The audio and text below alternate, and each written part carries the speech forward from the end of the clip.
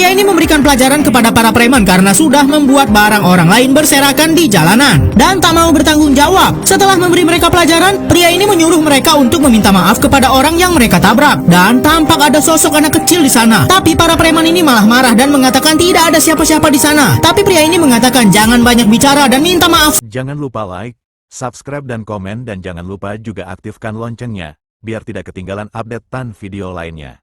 Ketiga preman ini menantang orang yang salah. Ternyata mereka sedang menghadapi seseorang yang sangat ahli sekali dalam berkelahi. Pria ini memberikan pelajaran kepada para preman karena sudah membuat barang orang lain berserakan di jalanan dan tak mau bertanggung jawab. Setelah memberi mereka pelajaran, pria ini menyuruh mereka untuk meminta maaf kepada orang yang mereka tabrak. Dan tampak ada sosok anak kecil di sana. Tapi para preman ini malah marah dan mengatakan tidak ada siapa-siapa di sana. Tapi pria ini mengatakan jangan banyak bicara dan minta maaf sajalah. Dan ia menunjuk ke tempat yang sebenarnya tidak ada siapa-siapa itu. Dan saat dia mendekat ke arah sana, ia bisa berbicara dengan sosok hantu anak kecil itu. Cuma dia yang bisa melihatnya. Dan ternyata pemuda tadi ingin menyerang pria yang bisa melihat hantu itu dari belakang. Dan untung saja ada temannya yang juga sepertinya punya kekuatan yang cukup hebat. Pria itu pun sampai di rumahnya, namun muncul sang ayah yang langsung bercanda memarahi pria ini. Sepertinya keluarga ini suka gelut ya guys. Rumah keluarga ini tiba-tiba hancur dan adik pemuda ini diculik oleh sosok yang misterius. Pemuda ini langsung mengejar sosok yang menculik adiknya itu. Namun ternyata itu adalah sosok tak kasat mata yang sangat besar dan mengerikan. Pemuda itu pun langsung diserang oleh monster besar yang disebut Hollow itu sampai ia terhempas jauh. Tapi tiba-tiba ada wanita dari dunia lain datang dan membantunya. Tapi hantu ini tetap saja tak mengalihkan pandangannya dari pemuda itu. Wanita ini pun heran kenapa manusia biasa bisa melihat pertarungan makhluk di dunia lain. Ternyata hantu ini sangat menginginkan jiwa manusia yang mempunyai kekuatan spesial seperti dirinya. Tapi saat pemuda ini seakan ingin menantang hantu itu dan bukannya kabur, hantu itu malah memanjangkan lehernya. Dan untung saja wanita ini bisa menghalau serangan hantu itu. Hampir saja wanita ini termakan oleh Hollow. Namun sekuat apapun wanita ini berusaha, ternyata hantu itu berhasil menangkapnya lagi dan menghisap kekuatan wanita itu. Sampai-sampai mereka sama-sama terlempar sangat jauh. Wanita itu pun mengatakan dia tidak lagi mempunyai kekuatan untuk melawan para hantu jahat atau Hollow. Dan karena wanita ini sudah tak punya kekuatan apa-apa, jalan keluar yang dikatakannya adalah pemuda inilah yang harus menanggung tanggung jawab untuk membinasakan hantu raksasa tak kasat mata bernama Hollow itu. Dan caranya adalah wanita ini harus menusuk jantung pemuda ini dengan pedang sakti itu agar ia bisa mendapat kekuatannya. Namun karena obrolan mereka terlalu lama, hantu itu pun sudah mulai bangkit kembali dan adik pemuda itu sudah semakin memburuk kondisinya. Apa tindakan yang akan mereka lakukan? Saat ada hantu tak kasat mata menyerang, pemuda ini menusukkan dadanya dengan pedang sakti dan langsung keluar cahaya terang. Dan saat monster itu mendekat, tampak ada pemuda yang tiba-tiba terbang dan menyerang hantu itu. Sampai-sampai tangan hantu itu lepas. Ternyata pemuda tadi langsung berubah penampilannya menjadi seperti seorang petarung yang sangat kuat. Kini ia sama sekali tak takut lagi mengalahkan hantu itu. Dan memang luar biasa, dengan mudah pemuda itu mengalahkan hantu itu dan mengirimnya kembali ke neraka. Saat pria itu sudah merasa keren dengan kekuatannya, ternyata itu semua cuma mimpi. Tapi tunggu dulu, saat pemuda ini turun dari tangga rumahnya dan melihat ke bawah, ternyata rumahnya benar-benar hancur akibat serangan hantu itu semalam. Pemuda ini pun semakin bingung sebenarnya semalam itu mimpi atau bukan. Namun ternyata perempuan yang bertarung bersamanya semalam ada di sekolah ini. Dan perempuan itu tiba-tiba menarik pemuda ini dan mengatakan jangan berkata apapun soal kejadian semalam. Wanita sakti ini bisa mengeluarkan khodam seseorang sampai-sampai jiwa aslinya pingsan. Tak ada basa-basi, wanita ini langsung menekan pedang itu. Namun tidak terjadi apa-apa. Dan kekuatan yang dipinjamkan wanita ini kepada Ichigo tidak bisa kembali lagi. Sehingga tugas wanita ini untuk memburu hantu kini menjadi tugas Ichigo. Sebab pemilik kekuatan dan pedang sakti itu mempunyai tugas memburu hantu yang ingin menyerang jiwa manusia. Tapi sepertinya Ichigo tidak menginginkan itu semua. Dan ternyata saat pemuda ini sudah pulang ke rumah, sekalipun wanita ini tetap saja mengikutinya, bahkan tidur diam-diam di rumah Ichigo. Ayah Ichigo langsung memergoki dirinya sebab mendengar suara wanita. Wanita ini pun mengatakan kalau dirinya akan selalu mengikuti Ichigo dan membantu Ichigo memburu hantu. Ia pun mengajak Ichigo minggat dari sekolah dan berlatih agar Ichigo meningkatkan keahliannya dalam bertarung untuk menjadi pemburu hantu.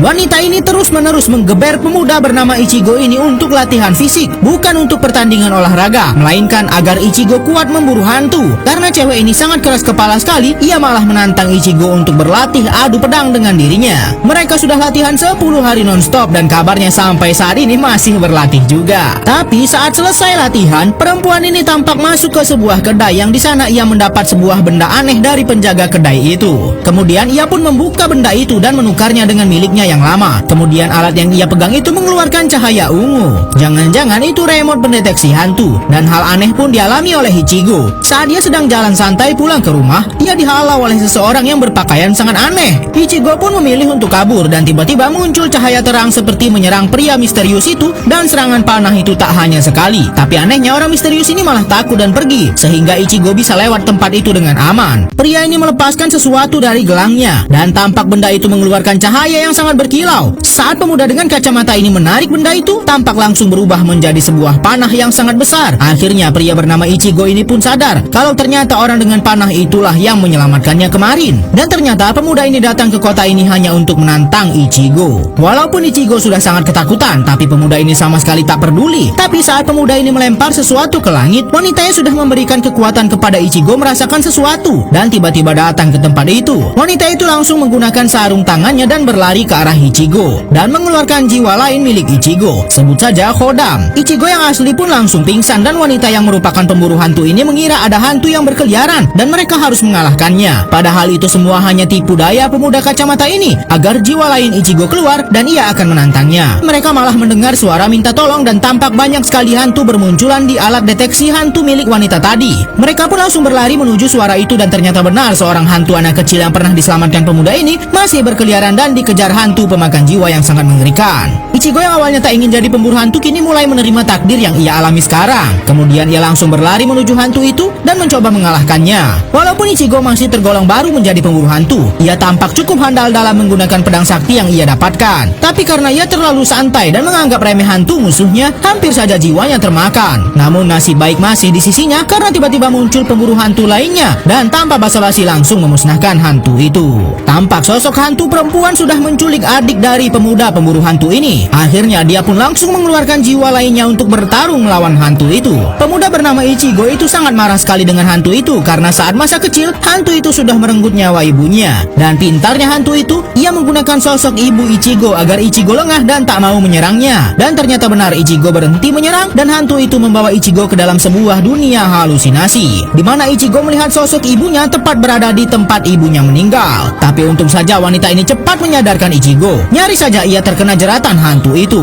Dan barulah kini hantu itu menunjukkan wujud aslinya yang sangat mengerikan. Ichigo yang sudah menyimpan dendam cukup lama dengan hantu itu tak mau berbasa-basi lagi. Namun ternyata hantu itu membawa Ichigo bertarung di tempat lain yang sangat ramai. Karena mereka semua adalah hantu, manusia biasa tak dapat melihat mereka dan mengira ada angin topan di sana, padahal ada hantu yang sedang bertarung dan mengamuk. Pertarungan antara Ichigo dan hantu itu benar-benar membuat pusat kota porak-poranda. Bangunan-bangunan hancur dan semua orang berteriak ada tornado. Padahal manusia biasa tidak tahu apa yang sebenarnya terjadi. Kejadian yang menjadi tontonan warga ini benar-benar membingungkan. Dan tiba-tiba Ichigo terlempar ke arah teman-teman sekolahnya yang sedang nongkrong di suatu kafe. Tapi teman-temannya itu sama sekali tak melihat apa-apa di sana. Namun ada salah satu teman Ichigo yang bisa merasakan kehadirannya di sana. Monster yang terus menyerang Ichigo tadi malah membahayakan teman Ichigo dan ia berusaha melindungi temannya itu. Untung saja ada salah satu dari teman Ichigo yang sangat kuat dan berhasil menahan hantaman besi yang sangat berat itu. Pergerakan Ichigo yang pernah dilihat teman-temannya sebelumnya membuat mereka semua yakin kalau saat ini Ichigo sedang bertarung dengan hantu, walaupun mereka tak bisa melihat Ichigo. Dan Ichigo pun mengatakan kepada salah satu temannya untuk melindungi semua yang ada di sini. Dan ia pun mengerti apa yang dimaksud Ichigo tanpa melihat Ichigo. Sang pemburu hantu sedang berjuang mengalahkan hantu raksasa yang sangat mengerikan. Ia benar-benar bertekad ingin mengalahkan hantu itu karena sudah merenggut orang yang ia sayang.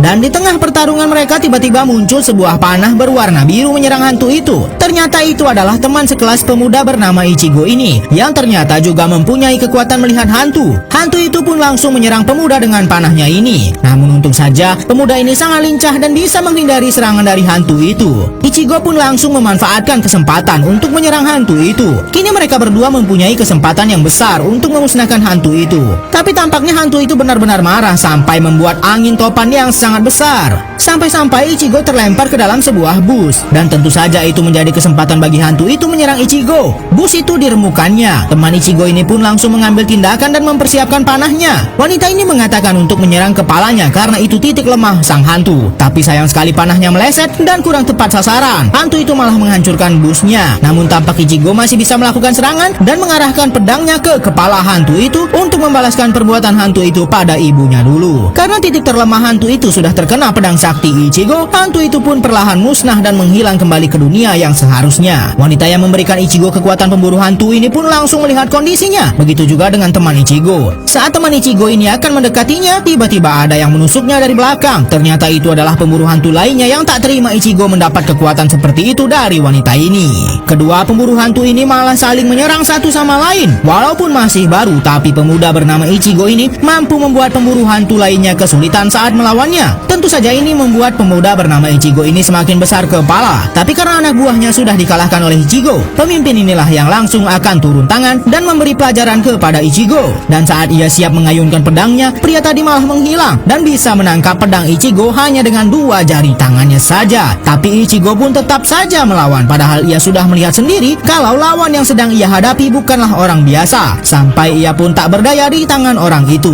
Wanita yang memberikan Ichigo kekuatan tadi pun memperingatkan Ichigo untuk kabur saja. Tapi Ichigo malah masih mau mencoba melawan orang itu. Dan serangan Ichigo benar-benar tidak ada apa-apanya di tangan pria ini. Sungguh keras kepala sekali Ichigo ini sampai ia masih ingin mencoba lagi menantang pemburu hantu itu. Tapi wanita yang memberikannya kekuatan itu langsung menghalaunya dan menendang Ichigo. Wanita ini pun sangat marah sekali dengan perbuatan Ichigo dan akan mengambil kembali kekuatan yang dimiliki Ichigo itu kepada dirinya. Tanpa berbasa-basi, wanita ini pun langsung mengarahkan pedang sakti milik Ichigo kepada dirinya. Namun Ichigo menyadari kalau sebenarnya perbuatan wanita itu adalah untuk melindungi Ichigo, agar Ichigo dapat menjalani kehidupannya yang normal lagi tanpa harus memikirkan segala hal tentang pemburuan hantu yang sebenarnya tanggung jawab wanita ini. Ichigo pun langsung terbangun dari tidurnya dan kini ia sudah tak lagi mempunyai kekuatan untuk melihat hantu dan mulai menjalani kehidupannya dengan normal kembali di sekolahnya.